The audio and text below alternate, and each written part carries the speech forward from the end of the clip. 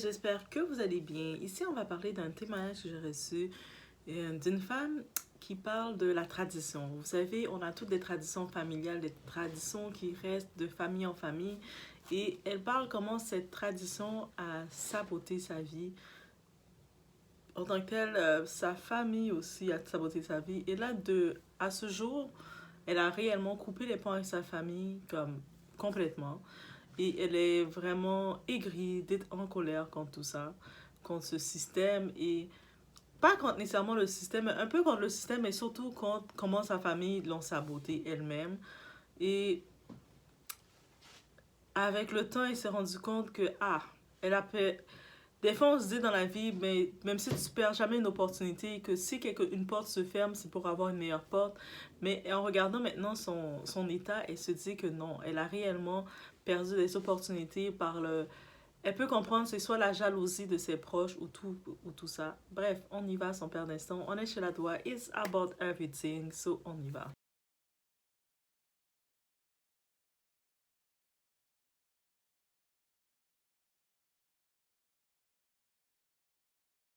Pour les biens de la cause, on va utiliser le nom d'emprunt Maya. Donc, Maya, maintenant, elle a 35 ans.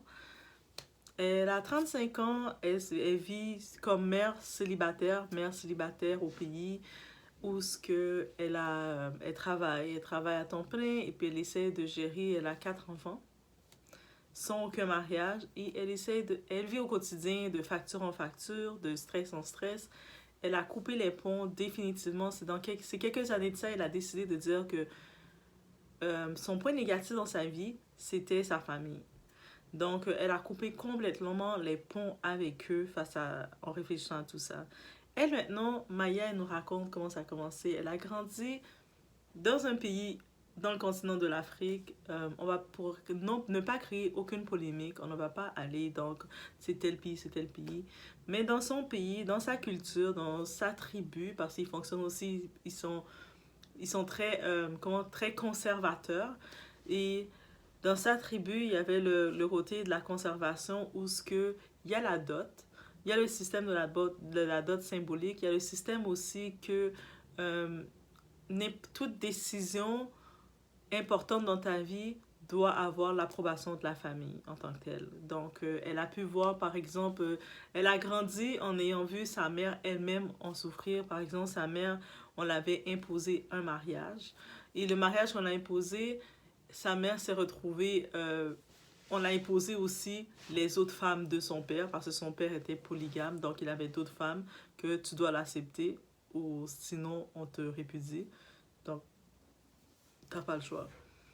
Et aussi, sa mère, je pense que dans une partie, elle a vu la souffrance de sa mère, que dans une partie de tout ça, d'être imposé le mariage, sa mère avait donné naissance. Maya, elle est la troisième fille, donc elle avait déjà deux grandes sœurs, mais elle n'avait pas encore de fils. Et puis, ça avait vraiment choqué la famille, surtout dans la famille du père, dans la famille, que ils avaient donc donné d'autres femmes à son père pour aller faire des fils en disant qu'elle était inutile. C'est une femme inutile. Donc, déjà petite, il y avait ça qui venait, qui montrait. Et elle grandissait dans le foyer, que quand finalement, sa mère, elle a fini par avoir 5 enfants. Donc, elle a eu deux autres. Elle a eu un petit frère et puis une petite sœur. Donc, sa mère, quand elle a donné son petit frère, le petit frère étant plus petit, mais le fait que c'était le seul petit garçon, il était en effet le roi. On a donné toutes les décisions, même ses sœurs aînées, elles n'ont plus aucune décision. Vous êtes des filles. Donc, elle a vu toutes les injustices qui venaient avec son petit frère. Son petit frère, les petits œufs qui rapportent tout à son père et tout. Vous imaginez le climat. Et sa relation même avec ce petit frère-là.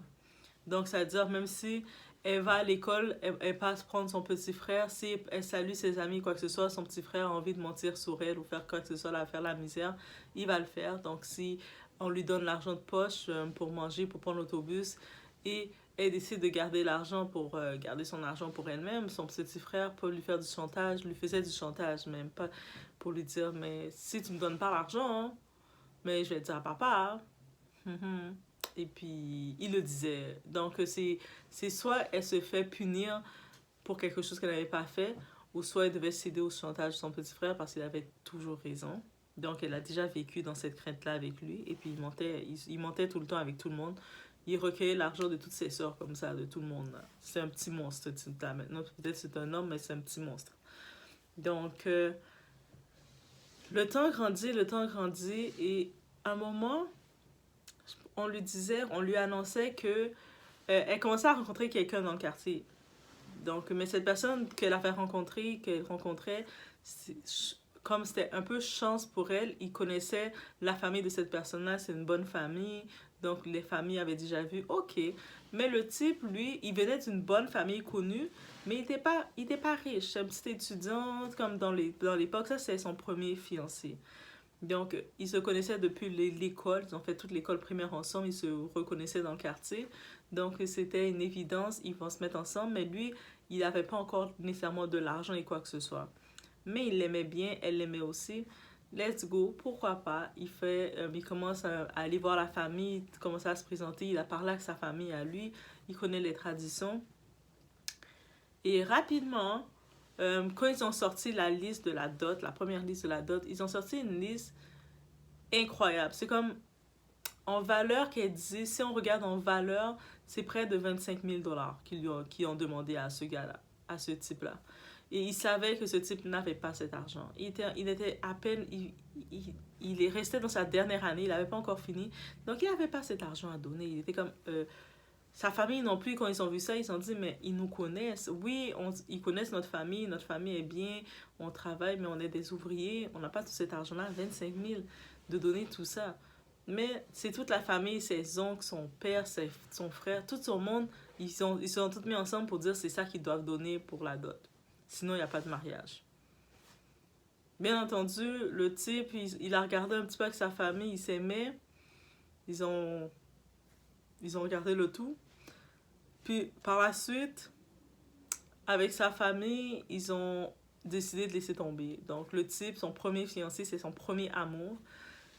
Sa famille ont préféré d'investir et de l'envoyer aux États-Unis à ce moment. Elle était encore au pays à ce moment. Donc, ils l'ont envoyé. Là, elle était au Canada, mais ils l'avaient envoyé, lui, aux États-Unis. Donc, c'est sa première grosse déception. Et puis, il est comme sa famille n'a rien dit. Ils ont juste laissé tomber, là. Ils ont dit, ah, c'est tout ça. On l'aime mieux investir. Va aux États-Unis, tente ta chance. Tu vas rencontrer une petite fille là-bas, et puis tu vas faire ta vie. C'est beau. Sa famille peut garder leur fille. On n'en veut pas. Bref. Et elle a vécu cette déception-là, un peu un abandon. Et ok, elle reste là, ok. Elle continue de faire sa vie. Elle commence à travailler, je pense, comme au service caissière. Elle travaillait comme des petits boulots, comme ça, elle était caissière. Et elle rencontre un autre type, deuxième prétendant. Lui, celui-là, elle l'a beaucoup aimé. Et lui, on va donner un nom, Jérôme. Pourquoi elle a marqué ce Jérôme-là? Lui, Jérôme non plus, il venait pas d'une grosse famille du tout. Lui, il était veuf, pas veuf, lui était orphelin plutôt, orphelin de père, donc c'est sa mère, sa grand-mère, c'est comme plus des femmes qui s'occupaient de lui. Donc déjà, la famille le critiquait pour ça. Malgré qu'il était un très bon gars, il faisait des efforts pour elle, il l'aimait. Et je pense qu'elle était un peu... Elle s'est dit, je vais pas me préserver quoi que ce soit concernant... J'ai perdu un premier amour à cause de leur vie dot qu'ils ont faite, excessive. Lui, je l'aime bien. Je vais déjà m'imposer, montrer que lui, c'est le bon. Donc peut-être elle a dit l'autre, elle était comme amourette, ils n'ont pas pris ça au sérieux, mais lui, elle va montrer que c'est le bon. Donc ils ont commencé rapidement à être charnels, à avoir des relations, vous le savez. Donc en ayant comme ça des relations, ils se sont fréquentés pendant plusieurs mois. Elle est tombée enceinte de lui. Là, elle est enceinte. Elle se dit, je suis enceinte. Je vais pas me... Il n'est pas question que je mette fin à cette grossesse. Lui, Jérôme non plus a dit non, y a pas, on va garder l'enfant, on va aller faire les choses bien, on va aller se présenter à la famille pour faire le symbole pour tout ça. Et là, la famille sont venus déjà, avant même qu'ils fassent la demande de la dot, ils l'ont fait payer une histoire qui s'appelle une pénalité. Parce qu'il l'a mis enceinte. Ils l'ont fait payer une pénalité. Et la pénalité, si on regarde le coût, si on fait l'équivalent du coût qu'ils l'ont fait payer, c'est environ 5 000 et quelques $. Ça, son prix qu'elle dit, c'est environ cette valeur-là qu'ils l'ont fait payer. Le type était sous pression et tout, il voulait faire les choses bien. Il a pris ses économies, il a fait des prêts dans sa famille, il a fait tout ce qu'il pouvait, il l'a payé. Donc, il a payé la pénalité. Mais lui, quand il payait la pénalité, il pensait que ça allait c'était un peu la valeur aussi de... Il pensait que c'était la valeur de la dot et qu'on allait comme prendre en considération qu'il a payé le tout. Là, maintenant, il est comme, OK, on a fait le plus gros et c'est correct. Eux autres, elle est contente aussi. Elle continue sa grossesse, elle continue sa grossesse. Et le moment, elle voulait faire la présentation de dot, ils ont dit non, on ne peut pas faire de dot quand tu es enceinte, tu dois accoucher de l'enfant et ensuite on va faire le tout. Donc elle fait comme ils ont dit, elle est obéissante, elle fait comme ils ont dit. Elle accouche de son enfant avec Jérôme, c'est une petite fille. Donc ok, ils sont contents, mais le fait qu'elle n'est pas mariée officiellement avec Jérôme, donc il ne peut pas donner son nom. Donc c'est elle seulement, il ne peut pas signer pour donner le nom de l'enfant, reconnaître l'enfant. Les autres, sa famille à elle, c'est ça qu'ils ont décidé déjà. Et elle a accepté, elle a dit ok, on va aller dans les normes. C'est vrai qu'elle n'a pas été obéissante, elle a accepté. Là maintenant, ok, l'enfant est déjà là. Le type, Jérôme, il essaie quand même de faire sa part, d'apporter de l'argent. Mais sa famille à elle était déjà greedy, là. Ils étaient déjà pas normal. Parce que quand lui venait comme avec les moyens qu'il a, apporter du lait, apporter des couches, apporter de quoi pour son enfant, parce que c'est pas sa femme officielle, donc ils peuvent pas vivre ensemble. Mais il venait faire ses parts, essayer de sortir du travail, apporter de quoi. Mais sa famille avait exigé que quand il apportait de l'argent ou quand il devait apporter quelque chose, c'est pas elle qui devait l'apporter, il devait passer de l'apporter à ses parents, à ses oncles, à sa famille à elle. Comme le représentant de la famille, je pense que c'est un oncle ou c'est le père, mais je pense que c'est son père, mais c'était dans cette famille-là, les plus aînés, il devait apporter l'argent pour son enfant à ce monde-là. Et c'est comme ça qu'il avait décidé, même si ça faisait pas de sens. C'est comme si tu apportes du lait pour ton enfant, si tu as envie d'un petit peu d'argent, tu vas apporter. Et ça veut dire que si Jérôme, des fois, il apportait de l'argent, s'il aurait voulu apporter passer chaque jour après son boulot, apporter un petit peu d'argent, comme mettons un peu d'argent, une dizaine de dollars, un petit peu d'argent comme ça aurait été correct. Mais le truc, c'est que la famille, quand il le fait qu'il devait faire le détour pour aller chez sa famille à elle pour apporter l'argent, eux autres exigeaient des vrais montants. Donc, ça veut dire presque chaque semaine, il devait venir soit avec des 100 dollars. Et ça, quand tu fais la traduction, c'est cette équivalence-là. Donc, il n'y a aucun moyen d'économie pour lui. Et là, maintenant, il commence à regarder, elle a parlé, on va se marier maintenant, on va faire la dot, comme ça va être, au lieu de chaque fois devoir venir apporter l'argent, on n'économise pas, on ne peut pas s'acheter une maison. Si tu es avec moi, ça va être plus simple, mais elle était d'accord. Donc, qu'est-ce qui arrive? Ils commencent à faire la demande pour faire la dot, là, on est prêt. La famille, déjà pour l'autre, ils avaient fait presque une dot de 20 000 et quelques.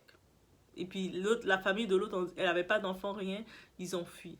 Déjà, on prend en compte que pour Jérôme, le deuxième, il avait déjà payé une pénalité parce qu'elle était enceinte de près de 5 000. Donc, en plus, presque à chaque semaine, juste l'enfant avait déjà dans les 5-6 mois, là. C'est comme un délai. Et donc, il s'est dit, il payait, presque chaque semaine, il les apportait des 50-100 dollars chaque semaine à cette famille-là. Donc, il s'est dit, ils vont prendre ça en compte. Quand il arrive pour la dot, ils ont dit, OK, nous, avec le temps, on a calculé que ils ont donné leur liste, c'était l'équivalence de 20 000, ça passait à 30 000. Lui était super choqué, il était comme, l'autre est parti pour 20 000. Lui, comment il va avoir le 30 000? Il amène ça à sa famille, ils sont super choqués. C'est comme, oh. Même elle était choquée, mais qu'est-ce qui s'est passé dans votre calcul? C'est déjà le père de mon enfant et tout. Et puis, vous l'avez vu, il est déjà présent et tout. Et comment il va avoir cet argent-là? Là, Jérôme, bien entendu, sur le coup, était choqué. Il ne comprenait pas, comme il pensait qu'il était accepté dans cette famille-là, mais non, il a compris que non. Là, d'un coup, il a dit, OK, mais il va devoir garder son argent le plus pour essayer de voir qu'est-ce qu'il peut avoir. Donc, il venait plus voir la famille pour apporter de l'argent pour le bébé. Et là, la famille était fâchée parce qu'il apportait plus de l'argent. Vous imaginez? Ils n'étaient pas fâchés, ils s'en foutaient du bébé. Ils étaient juste fâchés. Ils venaient plus comme toutes les semaines apporter de l'argent. Et là, ils ont dit, mais on va donner une autre pénalité parce que tu t'occupes pas de ton enfant. Le 30 000 pour la dot, elle reste toujours, mais on ajoute un 10 000. Donc, 30 000, ça fait comme 40 000. C'est une dot symbolique. On n'a pas compris c'est quoi leur gestion qu'ils ont faite, mais ils s'attendaient à ce qu'ils payent 40 000. Et il l'interdisait de voir sa fille, son enfant. Donc, c'était de la misère pour lui. Et elle s'est comme pliée un peu à ça. Et le type, après un certain temps, il a fait d'autres sortes de démarches de son côté. Et lui est parti en Europe. Il est parti du côté de la France, ou il est parti en Europe sans rien dire là. Juste un moment, elle l'entendait plus, elle l'entendait plus. Et rapidement, elle a compris, il est parti en Europe. Et elle a compris qu'il s'est marié. Donc, il est parti, il a laissé tout. Je veux plus rien savoir de vous. C'était un choc. Sa famille, en fait, comme, oh, il était pas sérieux. Eux autres, c'est ça qu'ils ont dit. Elle se retrouve toute seule avec un enfant à s'occuper, puis aucune ressource. Et tout l'argent qu'il avait donné à cette famille-là, quand il est parti, ils n'ont rien, ils l'ont laissé elle tout seule dans la galère, là. Elle devait continuer de déposer comme ça l'enfant, aller travailler, se dépouiller. Eux autres s'en fichaient, cette famille-là. Juste d'imaginer, c'est pas son déclic. Là, elle continue son temps, elle était un peu révoltée, mais elle restait obéissante.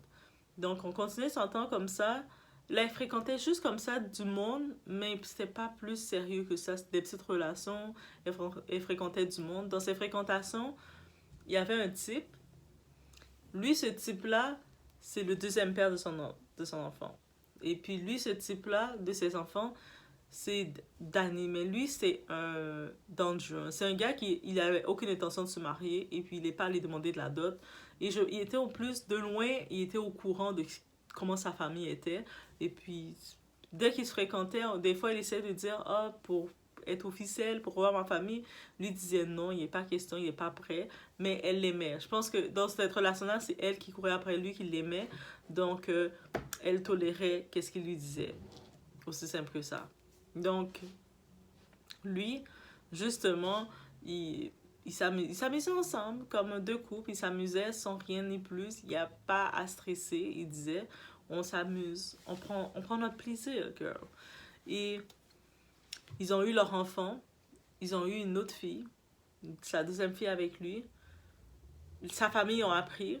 Ils étaient choqués parce que ce type-là, Danny, il n'est jamais venu se présenter à la famille. Jamais venu se présenter. Il ne calcule pas la famille. Jamais venu se présenter. Je m'en fous.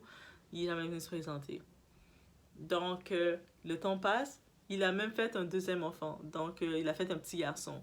Donc, il a 3 enfants. Il est rendu avec 2 pères, 3 enfants. Et avec le temps, Danny, pendant qu'il était avec elle, il avait d'autres femmes. Donc après, il avait comme une autre femme qui était, pour lui, c'est la femme plus sérieuse. Elle, c'était juste have fun.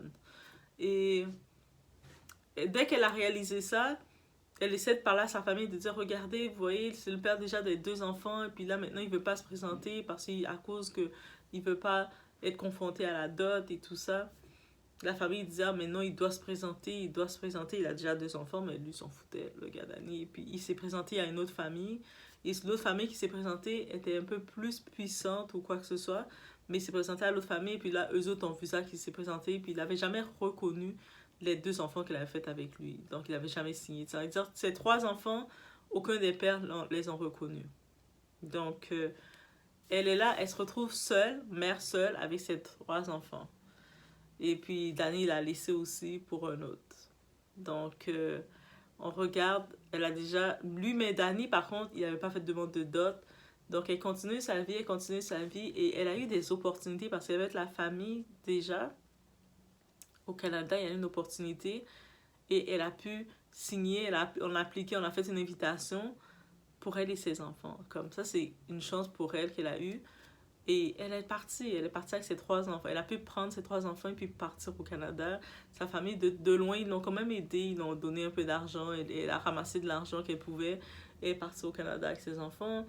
Et c'est sûr, ses dettes aussi. Tu y vas, mais tu dois rembourser ta famille à un certain point.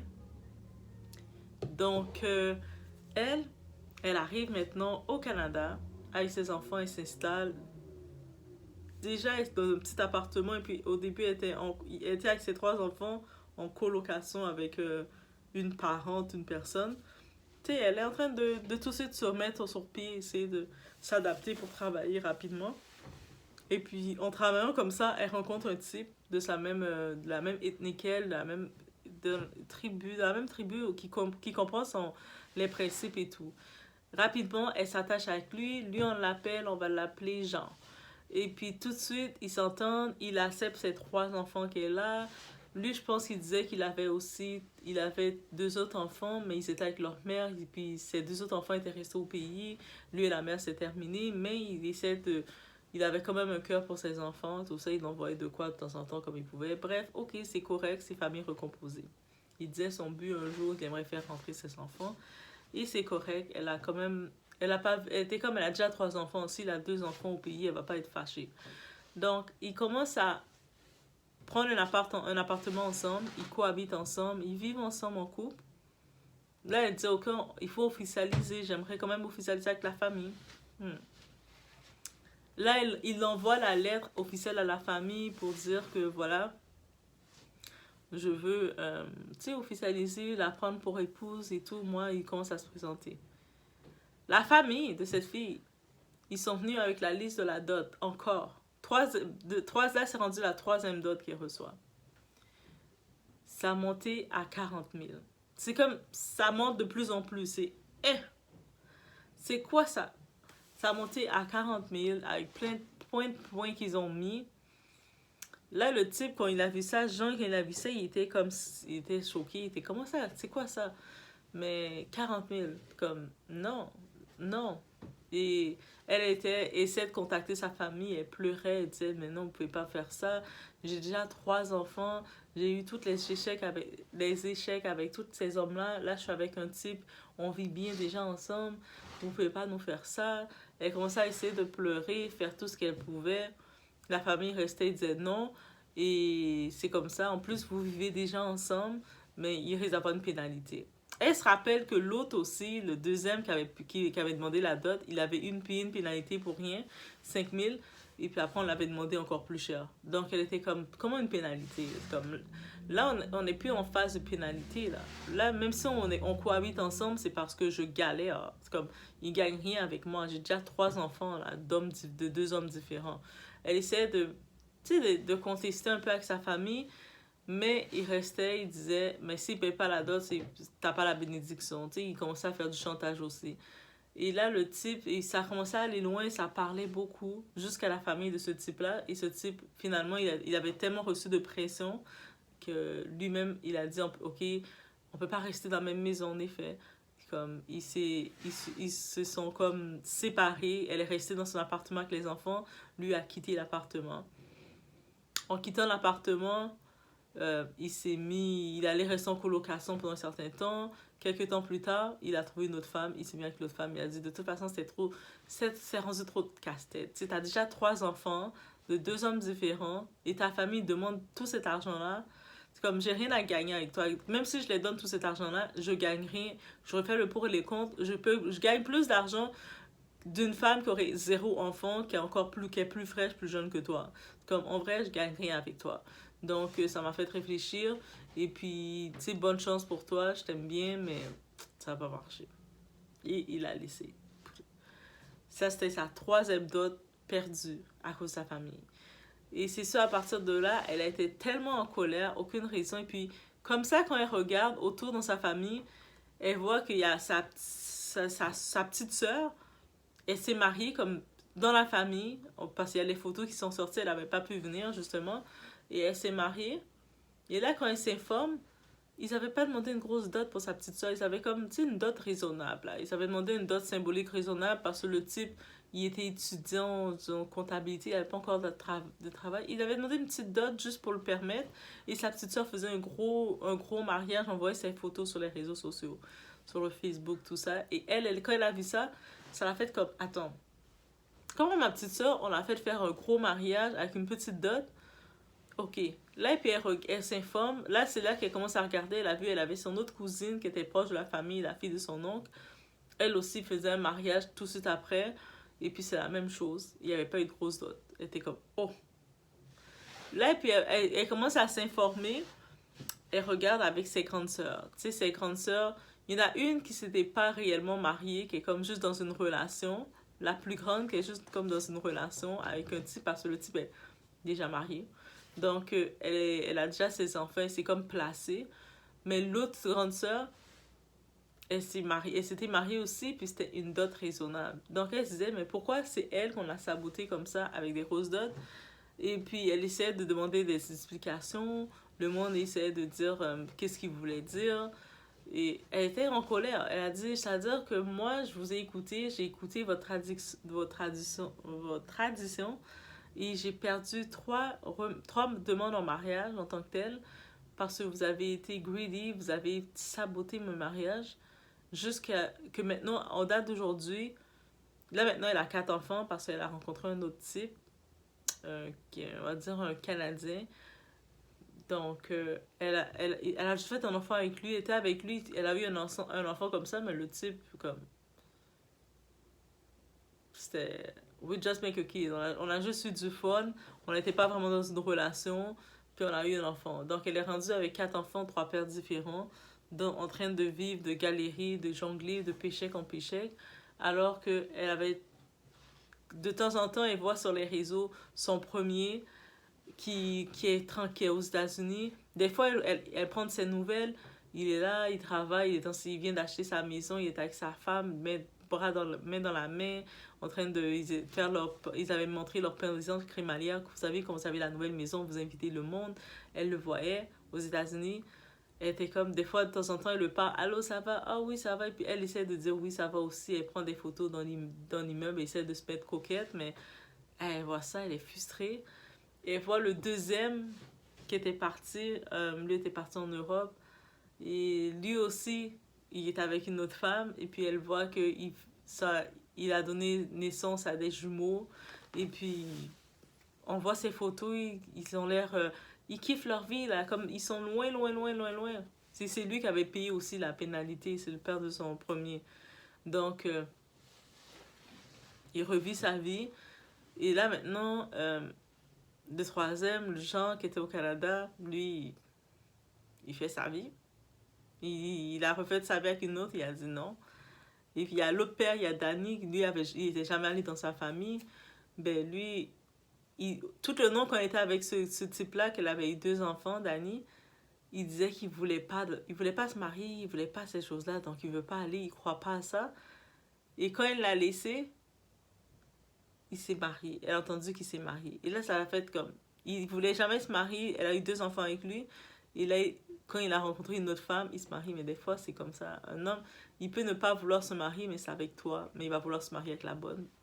Mais là, ça l'a tellement donné de la haine, de la rancœur contre cette famille. Elle s'est dit, attends, mais c'est moi qu'ils ont voulu saboter parce que, en vrai, ils sont toutes les autres, on les a pas mis ce stress, cette pression-là. Mais elle, il faisait exprès de la faire, de saboter surtout. Et puis elle est restée bêtement à croire que c'était comme ça. Jusqu'à ce qu'elle se rende compte que, regarde, sa vie est finie. Mais elle a dit, elle ne parle plus. Elle a tout bloqué. Quand elle a eu comme un moment, une colère qui s'emparait d'elle. Elle les a toutes effacées. Je pense que il y avait un groupe WhatsApp familial. Elle les a insultées dans le groupe. Elle les a toutes insultées de toutes les façons que c'est possible. Et puis en disant que vous avez gâché ma vie, vous êtes des monstres, des sorciers. Ah, elle les a insultés. Et puis elle les a bloqués. Elle a bloqué tout le monde, tout le monde, tout le monde. Même son frère, surtout son frère, ses soeurs. Après, quand elle a tout compris, tout ça, elle les a toutes bloquées. Et puis elle ne veut plus rien savoir d'eux. Elle disait que elle ne croit plus à ces histoires de tradition. Elle ne croit plus à ces histoires de la famille. C'est les premières personnes qui vont détruire ta vie. Donc c'est vraiment rendu sa mentalité à cause de tout ça. Maintenant, elle vit avec ses 4 enfants, elle travaille. Et est-ce elle a des attentes? Elle a pu... De temps en temps, elle rencontre du monde, elle date, elle va dans certaines sorties, elle est toujours coquette. Mais elle n'a aucune attente de famille, de rien du tout. Elle a dit que elle vit au jour le jour. De toute façon, elle n'a aucune attente. Et elle veut pas non plus... Elle a quand même ses principes qu'elle va pas vouloir amener n'importe quel homme à chaque fois à la maison. Parce qu'elle a quand même plusieurs enfants. Et elle fait juste ses trucs.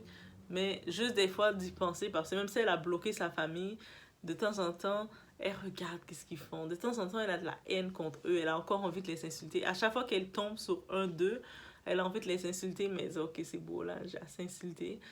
Et même quand je dis famille, elle a bloqué tout le monde, que ce soit parents, sa mère, son père et tout. Parce qu'à un moment, il y avait une de ses sœurs qui disait que sa mère avait eu un problème de santé. Et là, ils sont en train de contribuer pour l'acheter quelque chose, pour l'amener à l'hôpital, je sais pas trop quoi. Où elle a dit, je m'en fous de ça. Ils ont pris assez d'argent de moi, ils ont gâché ma vie et puis je m'en fous.